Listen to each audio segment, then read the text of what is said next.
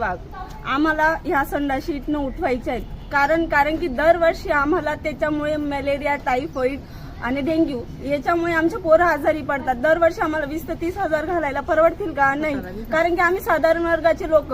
माझा हस्बंड कंपनीत जॉब करतात, त्यांना 10,000च्या वर सॅलरी नाहीये। जर आम्ही दरवर्षी 15-20 हजार दवाखान्यात घातले तर आम्ही कमवायचे काय, पोरांना शिकवायचं काय? आम्हाला त्या संडाशीमुळे त्रास आहे, म्हणून हा संडाशी इथून उठवायचा आणि नाही उठवलं तर आम्ही नगरपालिका समोर अनशन करू। हा आमचा शेवटला पर्याय आता, कारण की तुम्ही आम्ही इतक्या वेळेस अर्ज दिल्यावरही आमचे अर्ज तुम्ही दरवेळेस खारिज केलेत।